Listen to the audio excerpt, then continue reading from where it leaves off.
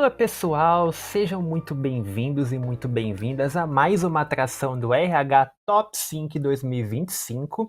Estamos aqui com a nossa trilha de cuidado e bem-estar para falar sobre um tema bem quente aí no mercado quando a gente está falando de atração de talentos, manutenção de talentos, que é quanto custa engajar pessoas. Bom, meu nome é Bruno Piai, eu sou editor do Grupo Top RH. Sou um homem branco de estatura mediana, tenho cabelo preto de curto para médio, olhos castanhos, estou vestindo uma camiseta azul escura e atrás de mim há um fundo branco. E agora eu vou apresentar o trio que vai nos guiar nesta conversa, nesse assunto tão engajador como o próprio nome diz, começando pela Aline Miranda Pereira. A Aline é diretora executiva da Sem Parar Empresas, este ano indicada ao top na categoria de benefício Vale Transporte e Mobilidade. Aline, seja muito bem-vinda ao Sync 2025. Muito obrigada, querido. Obrigada a todos, que estão aqui nessa oportunidade incrível de falar um pouquinho com vocês sobre esse tema extremamente presente no nosso dia a dia. Bom, eu sou uma mulher branca, tenho 46 anos, nesse momento eu estou com uma camisa preta, um relógio com pulseira azul, um brinco dourado, um colarzinho aqui marrom, combinando com a minha blusa, e o cabelo é liso, relativamente grande, era para ser moreno, mas eu acho que ele está mais para loiro do que para moreno. Muito obrigada, vai ser uma tarde incrível.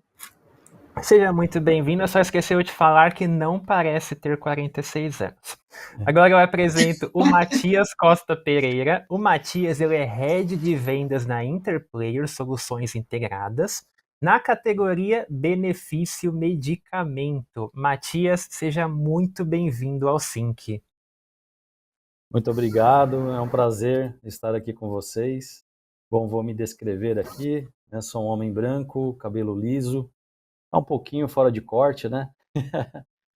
Uso barba também. E, bom, não estou numa sala aqui que tem um quadro todo colorido. Inclusive foi minha prima que pintou, ela é uma artista, tem um talento incrível, né? Cheio de flores, ela gosta muito dessas coisas de natureza. E eu estou muito feliz de estar nesse momento com vocês, representando aqui a Interplayers e a nossa solução de benefício medicamentos, o Health. Maravilha, seja muito bem-vindo. Depois, se quiser falar a idade, eu também falo que não parece, tá bom? Esse mimo eu garanto aí para todo mundo. E por fim, eu apresento o professor Gretz, um dos mais conhecidos e renomados aí palestrantes quando a gente está falando de carreira, de RH e de muitos outros assuntos.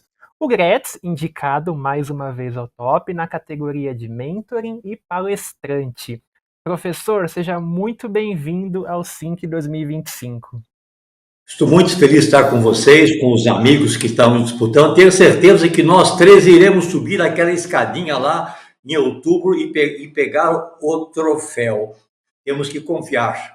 E agradecemos essa oportunidade de estar falando um pouco da nossa vida profissional e também desse assunto tão importante que é engajamento. Eu sou de origem eslava, branco, portanto, esse cabelo azul é uma opção minha. Eu tenho 1,86 m, 85 quilos e tenho 76 anos de idade. A minha camiseta tem alguma coisa que você não consegue ver, mas a minha camiseta tem essa estampa aqui já, o QR Code, para votar na minha pessoa para a Top of Mind. Engajamento 10 de 10 aí com o professor. E bom, já que o professor chegou nesse clima, todo motivado, todo animado, e nosso assunto é engajamento, a pergunta título aqui da nossa atração é quanto custa engajar pessoas? Então, professor Gretz, quanto custa engajar pessoas? Eu gosto de contar histórias nas minhas palestras, porque quem conta história esquece, mas quem ouve nunca mais esquece. E vou contar uma história para vocês para que possam entender o que é engajamento, o que é comprometimento. Eu trabalhava na Volkswagen do Brasil e eu tinha 100 pessoas que cuidavam do controle de qualidade da Kombi lá na armação. E tinha um local que alguém fazia um furo na chapa.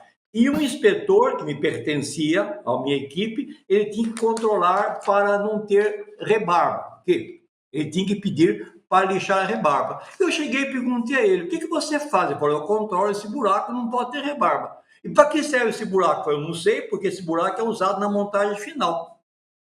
Aí eu fui pesquisar para ver por que ele controlava aquele buraco e qual a importância. O que acontece? Se você não tira essa rebarba, você vai pintar em cima da rebarba. Quando o carro começa a andar, a rebarba cai e fica uma região sem tinta. E ali é um foco de ferrugem. E neste buraco passava, lá na montagem final, passava a fiação do farol do veículo. E aquele foco de ferrugem ia com o tempo danificar o cabo e a energia, a luz do farol do veículo se apagaria numa curva, numa noite de chuva, sempre naqueles momentos mais difíceis. Então eu peguei esse funcionário, levei na montagem final e disse para ele, você não controla o buraco, você controla a energia do carro. Isso que é engajamento, é você mostrar para as pessoas a importância do seu trabalho. Se todas as pessoas fizessem assim, tenho certeza que as pessoas iam ter prazer de falar o que fazem. Já imaginou essa pessoa em casa, quando alguém pergunta numa festinha, o que você faz lá na fábrica? Ah, eu controlo um buraco. É muito pobre. Não, eu cuido da energia do veículo que coloca. Então, é um exemplo real para vocês que estão me assistindo, que nós podemos fazer isso em todos os aspectos. Muita gente faz um trabalho e não sabe qual a importância do trabalho que está fazendo. Aline, e acho que super começa mesmo por aí, né? Quando a gente está falando de engajar pessoas, é inevitável a gente colocar o propósito nessa equação. E quanto mais a gente tem um RH, uma liderança conectados ali para ajudar as pessoas a encontrarem esse propósito, talvez seja o ponto de partida para que de fato a gente comece a usar o termo engajamento nas ações e no dia a dia da empresa, né? É exatamente isso. É super interessante essa história que o professor contou, porque uma coisa que a gente vê muito e é muito comum é pessoas não entregando resultados e não preocupadas por nem entregar resultados. E aí você pergunta, vai dizer, não, isso aqui que eu faço, ninguém olha, é uma planilha que não serve para nada. E eventualmente a falta daquela planilha pode se desdobrar numa série de ações que no final atrapalham o resultado como um todo da empresa, né? Eu costumo dizer que o engajamento, ele tem uma necessidade de estar vinculado a propósito, mas não é aquele propósito de vida, o meu propósito é mudar o mundo, é a sustentabilidade, é a ética na sua essência. Isso é muito importante, muito mais para uma questão de conexão. Mas é o propósito, na prática, em outras palavras, está relacionado diretamente a você entender a estratégia da empresa.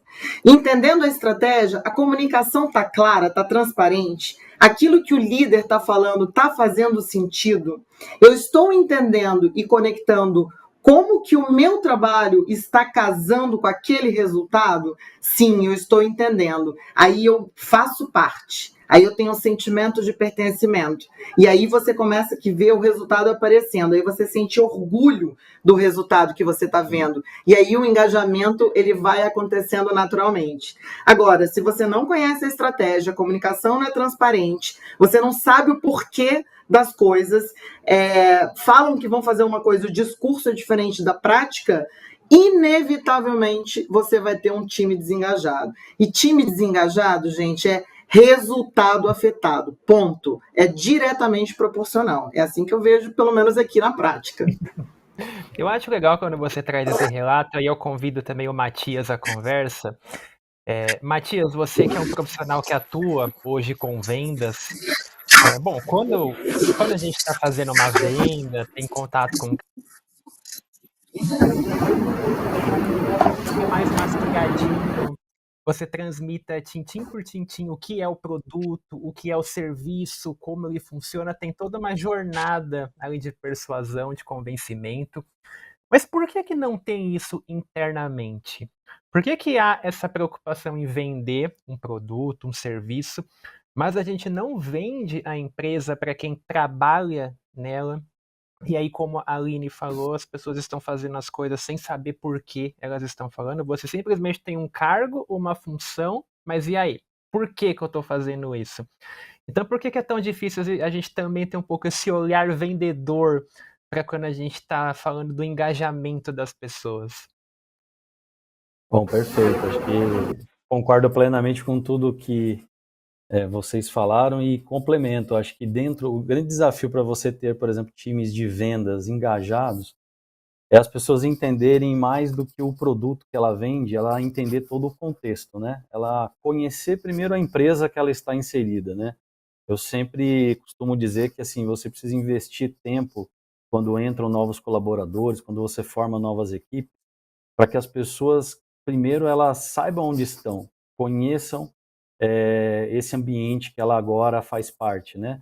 A partir desse momento que ela conhece desde a história da empresa, o que fez ela chegar até onde chegou, faz com que ela cada vez mais se sinta, né, pertencente a essa tribo, né, a esse grupo, a esse time, a essa família, né? E isso vai gerando na pessoa uma questão de segurança. Eu performo sempre melhor quanto mais seguro eu estou sobre aquilo que eu falo, sobre aquilo que eu vendo, sobre aquilo que eu apresento. E para que você possa ter bastante segurança, você precisa conhecer todo o contexto. Se você focar só no produto, só naquela solução que você vende, e não conhecer o porquê, né? Por que aquele produto é bom? O que fez a empresa criar aquele produto? Né? Qual foi a trajetória que fez com que ela desenvolvesse aquilo? Isso vai te dando repertório, vai te dando segurança, né? E vai fazendo com que você tenha esse engajamento. Você se engaja naquilo que você se sente parte. E para você se sentir parte, você precisa dominar aquilo, né? Conhecer, ter segurança, passar isso para as pessoas. Eu acho que às vezes o erro está em ter aquela ansiedade de já sair vendendo, né? Já pôr a pessoa, o profissional ali para já sair oferecendo e não investir um tempo inicial ali naquele onboarding para trazer a pessoa para aquele contexto, para aquele cenário. É muito ruim, eu já passei por isso, você chegar numa empresa que acha que você já sabe tudo, e que é tudo tão óbvio, né? E aí, de repente, não percebe que o colaborador, na verdade, ainda está inseguro, ele ainda não entendeu muito bem qual o contexto, o cenário, e aí as pessoas mais experientes já começam a falar coisas que ele, às vezes, numa reunião ainda está inseguro, né? Eu acho que a liderança precisa estar atento a isso, né? Investir tempo nisso. E aí eu acho curioso, né? Quando a gente está debatendo sobre isso em voz alta, poxa, parece tão óbvio, né? É uma equação, é uma lógica tão simples. Poxa, pessoas mais engajadas igual pessoas mais produtivas. Então parece tão natural que tem que existir esse cuidado, mas a gente sabe que nem sempre é assim. Não dá nem para dizer se na maioria dos casos é assim. Preciso fazer uma pesquisa mais olhando para o mercado como um todo. Então, professor, por que que nem sempre é tão simples assim? Poxa, se a gente sabe que engajando as pessoas se sentem mais felizes, motivadas, produtivas, por que que a gente ainda não tem esse cuidado? Ou a gente está tentando ter esse cuidado, mas fazendo do jeito errado? Eu costumo dizer que as aves não cantam em cavernas e nós também. Para aprender, nós temos que ser livres para tentar, arriscar, acertar e até errar. O segredo é não cometer o mesmo erro duas vezes. E sempre que você tem pessoas que não estão engajadas, que não estão comprometidas, quem já não usou essa frase aqui, acredito que o Matias e a Aline também, de novo isso, de novo mandamos a mercadoria errada, de novo atrasamos, de novo não fizemos. Então, uma das coisas muito importantes é o aspecto do prazo. Quero dar uma sugestão para os dois colegas que estão aí e outros que estão nos bastidores: nada funciona sem prazo. Nós temos que ter prazo, e prazo não é mês, não é bimestre, prazo é data. Eu trabalhei naquela multinacional alemã e lá prazo era fundamental. E quando eu falava para o meu chefe, eu não posso dar um prazo para o senhor, porque depende de vários fatores, sabe o que ele me dizia? Então me dá o prazo para o prazo. Se não tiver prazo, não funciona. E as pessoas mudam.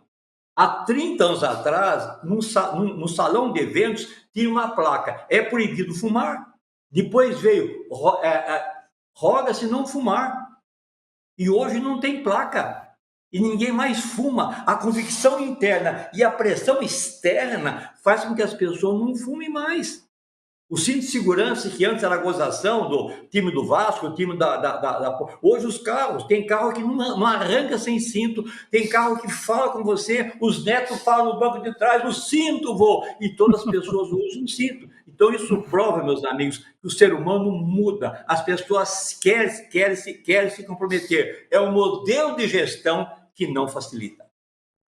E já que a gente está falando de modelo de gestão, Aline, você que está numa posição executiva, como diretora executiva da Sem Parar, que faz parte aí do time de alta gestão, qual é o seu papel nessa missão? Como que o RH deve chegar na gestão, na liderança, na alta gestão como um todo, e apresentar isso que parece tão óbvio, seja metrificando de alguma forma, apresentando dados, apresentando iniciativas, projetos. Como que o RH traz essa alta gestão para ser aliada dele nesse processo? Ou é o contrário, a alta gestão que tem que partir com as iniciativas e ela trazer o RH para ser o aliado? Como que essa dinâmica funciona da melhor forma? Excelente pergunta. Eu vou falar para você que eu não sei o que vem primeiro, se é o ovo ou a galinha. Não dá para a gente ter um RH distante, porque o RH é uma área que está sempre lembrando a gente que está ali no dia a dia, na pressão do resultado da organização, que a empresa é feita de pessoas. E as pessoas têm momentos, elas são pessoas que têm vida fora do trabalho, e a gente precisa respeitar, a gente precisa entender o contexto dessas pessoas. Para você arrancar o melhor dela, você precisa entender o que ela está passando. E eu acho que o RH ajuda nisso. O RH, ele está sempre te lembrando a importância de você fazer isso. O RH te lembra, não esquece de reconhecer e celebrar uma coisa bacana. Não esquece de trazer para as pessoas exemplos de situações, problema que você atuou ou que você permitiu errar para que elas se sintam confortáveis de trazer outras soluções e se permitirem errar, se esse for o caso. Então, eu acho que a gente estando próximo e um provocando o outro é o modelo ideal, sabe? E provocar no sentido bom da palavra, sabe? Eu provoco muito o RH, me ajuda a trazer outras soluções para esse time ou para esse projeto, para a gente conseguir fomentar uma liderança que motiva, que traz as pessoas para junto, seja num benefício novo que você vai oferecer, seja numa perspectiva de uma campanha que você faça, ou uma ação de endomarketing dentro da empresa. Vou dar um exemplo. A gente aqui colocou um sino no andar para comemorar grandes vendas, um cliente grande que a gente traz, ou um desafio grande que a gente cumpre. Por quê? Porque a gente está tão enrolado ali no dia a dia que você esquece de comemorar. E quando você comemora, quando você agradece, e quando você vira para a pessoa e fala obrigada, porque você fez a diferença, essa pessoa volta 20 vezes mais engajada. Porque ela se sente energizada, é uma energia que motiva, sabe? Então, eu acho que são pequenas atitudes assim que a gente, quando provoca, consegue sair do outro lado. Tem um tema também que eu diria que é muito importante, que eu acho que o RH daqui também está sempre ajudando a gente. Eles são muito atuantes aqui no Sem Parar na questão de escutativa. Vamos escutar o que o pessoal está trazendo. E tem uma série de ferramentas para isso. Você pode fazer reuniões específicas. A gente tem uma pesquisa de clima que vê, né, o INPS, que é o engajamento interno, quão engajadas, quão felizes as pessoas estão, e as pessoas escrevem, as pessoas pessoas falam, depois a gente cria um grupo e discute essas ações. Se você não fizer nada com isso, você só mediu, entendeu e não fez nada, você piora, você não só deixa como está, você piora o engajamento. Então, o RH ajuda a trazer essas ferramentas também de medição e depois ajuda na organização e no bumbo ali diário para a gente garantir que a gente está entendendo a importância e garantindo que a gente está respondendo os anseios dos funcionários. E aí tem milhões de exemplos, assim, eu conheço uma funcionária incrível que estava comigo num período e aí ela foi para outra organização, começou a não entregar. Eu falei, gente, mas não faz sentido, essa menina é incrível. Ela está no lugar errado, ela está fazendo uma coisa que ela não gosta, ela está executando uma atividade que ela está fazendo ali, estou fazendo porque eu preciso pagar boleto, entendeu? Olha a diferença, ela fazia muita diferença enquanto estava numa área, foi para outra e ficou totalmente desengajada. Ou uma campanha de vendas que você faz, você coloca uma meta tão absurda que você desengaja. Porque a pessoa fala, é impossível, isso é tão impossível que para que eu vou tentar? Vou esperar o próximo ciclo. São coisas que se o líder não estiver muito atento, ele vai desengajar. E o RH ajuda nas provocações, e o líder provocando o RH para trazer coisas também que ajudam no engajamento.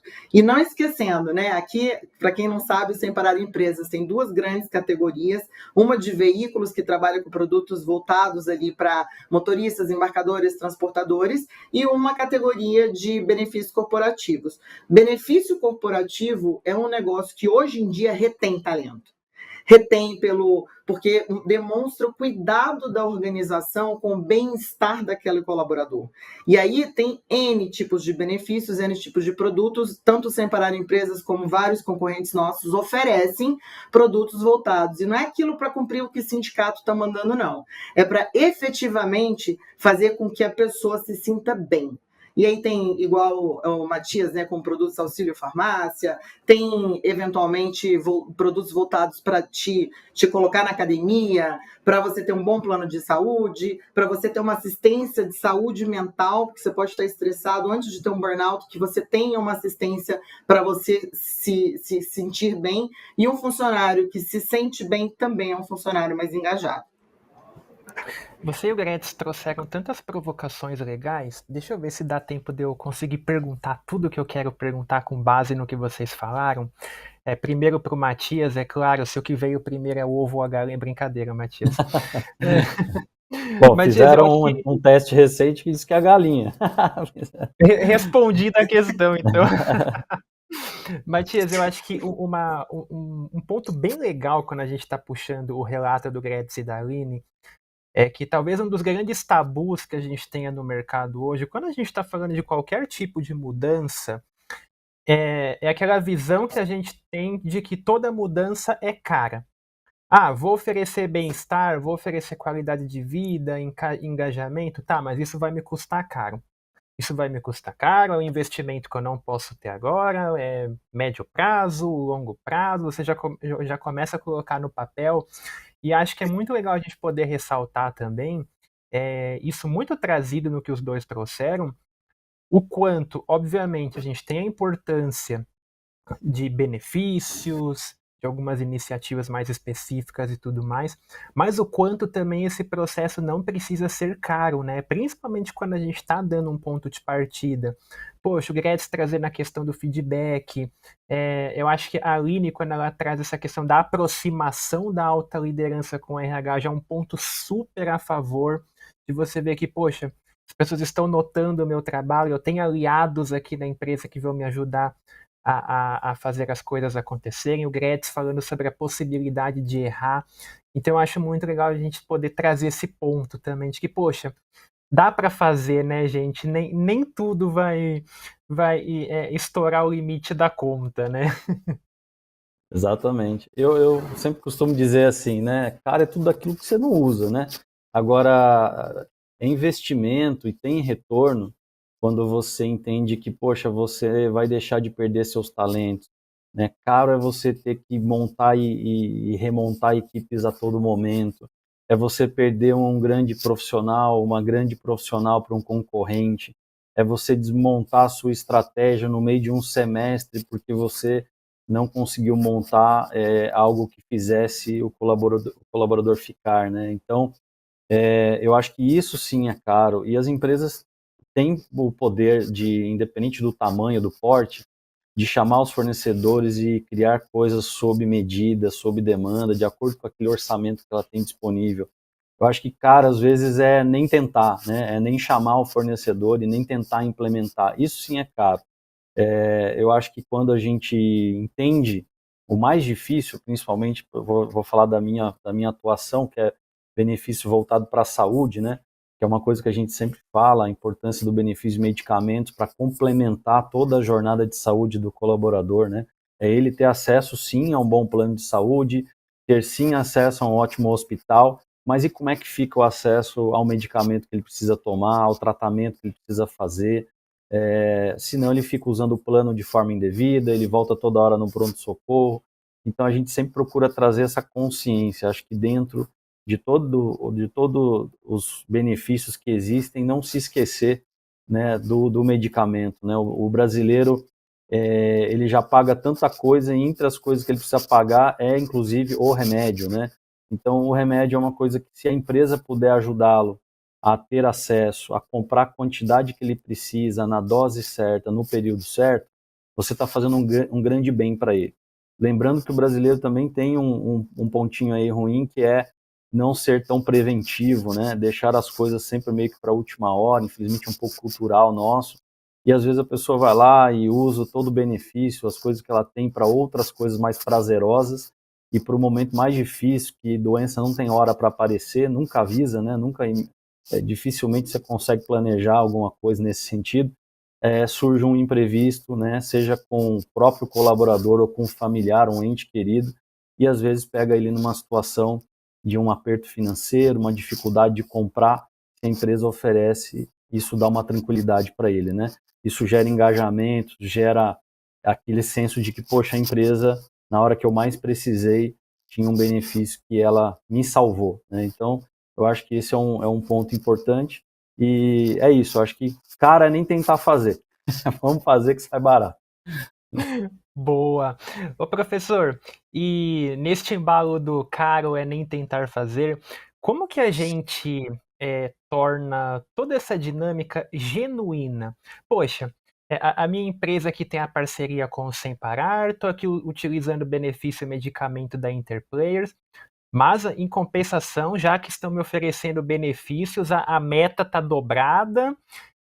Eu não posso ter nenhum tipo de crítica ou de reclamação com o RH, porque vão jogar na minha cara que estão oferecendo mais benefícios.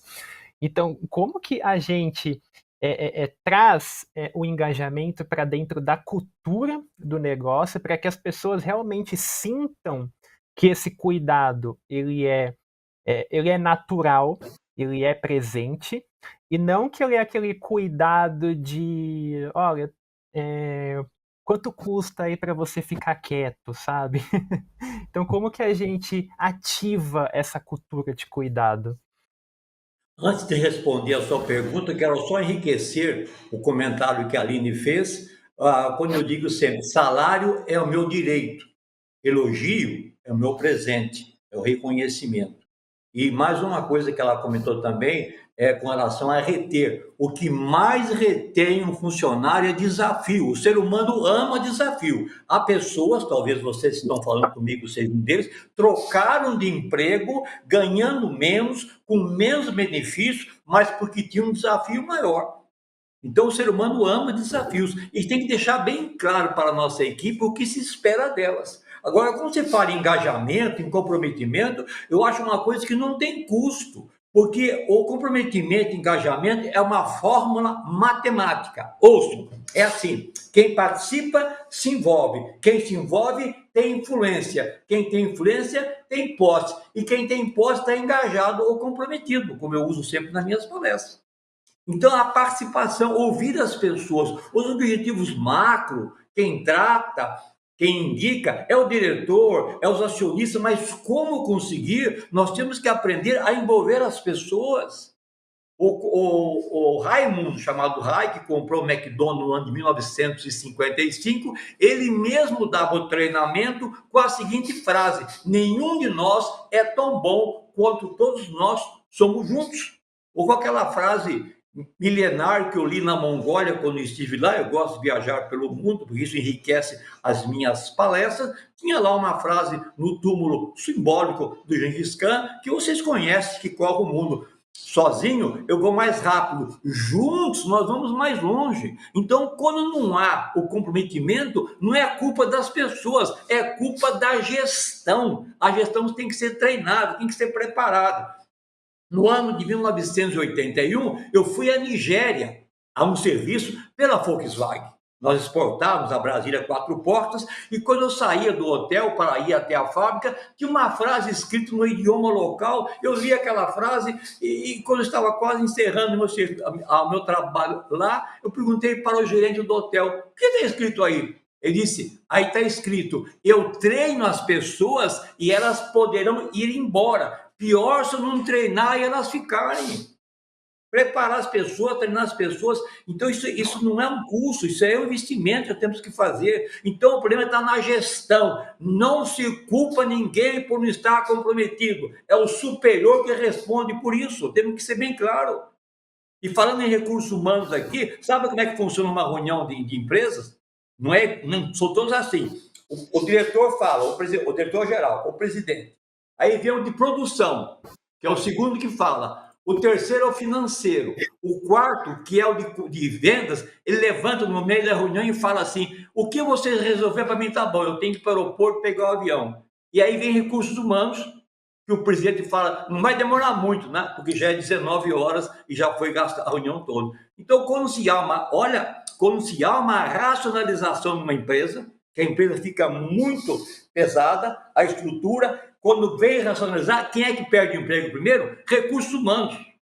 E passa o recurso humano para o diretor financeiro, que não é a área dele. Tem muitas empresas ainda, então precisa que o homem de recursos humanos, não importa o cargo, ele possa reportar com o primeiro homem da empresa. Só assim nós vamos ter um recurso humanos atuante na empresa. Muito bom. Pessoal, a gente está encaminhando para o nosso final, então eu quero deixar uma perguntinha aí para a Aline e para o Matias para a gente fechar.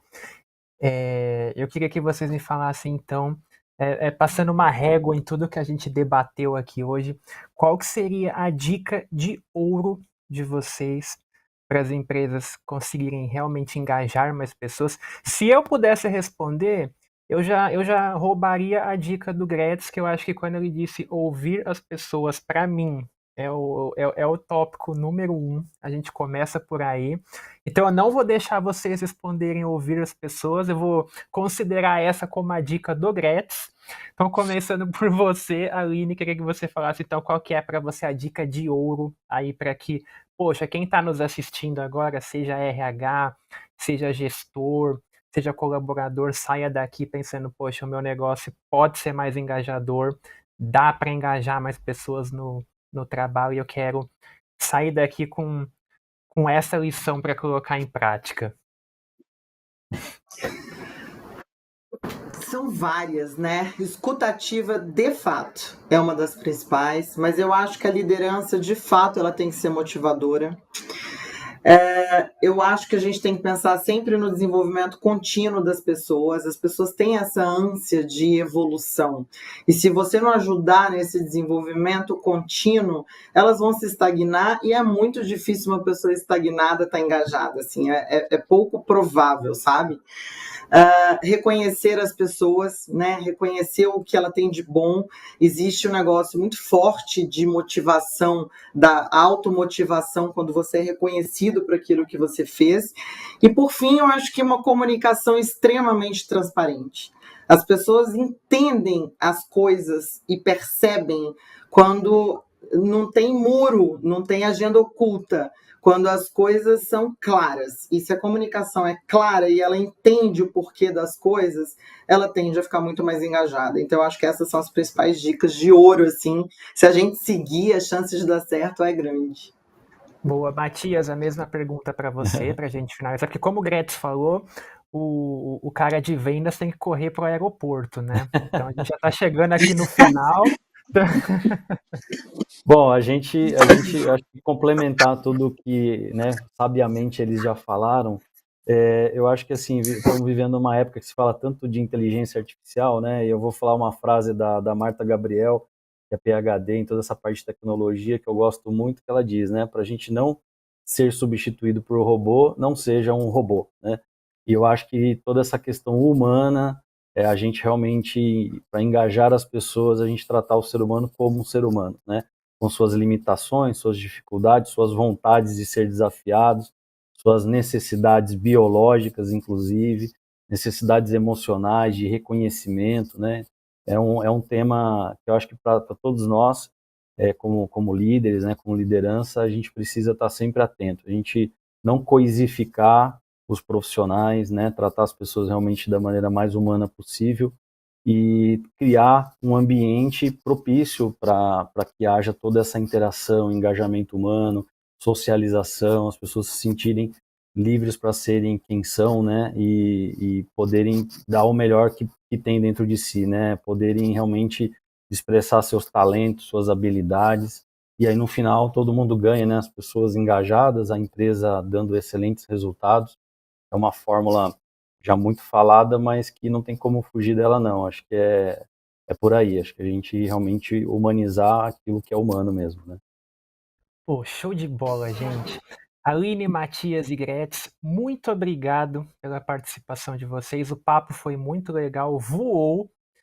Eu mesmo não estava nem vendo o tempo passar, mas a minha produção fica monitorando aqui do lado, eu vou só acompanhando, torcendo para a gente ter sempre mais uns minutinhos extras. Parabéns aí por todo o trabalho desempenhado por vocês, parabéns pelas respectivas indicações. De novo, muito legal contar com vocês. Eu agradeço também a você que está nos acompanhando. Espero que, assim como eu, vocês tenham curtido esse papo com esse trio incrível que trouxe muita coisa bacana, muitos insights legais.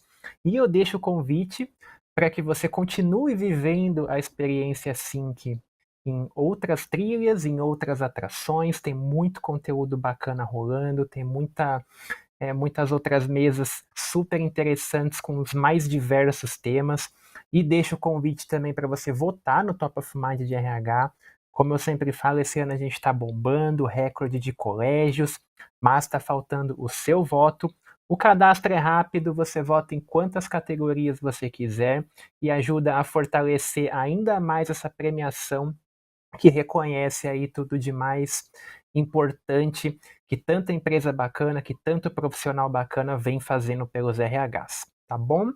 Convite feito, ou melhor, convites feitos, já que você vai continuar aqui com a gente se vê numa próxima atração e até mais. Para conhecer mais sobre o prêmio e todos os indicados, tenha sempre por perto os anuários Rumo ao Top e os eleitos. Acesse e receba a edição impressa ou digital. A votação para o Top of Mind de RH termina no dia 30 de setembro. Acesse e vote. Garanta seu lugar na noite de premiação deste ano. Os ingressos já estão à venda.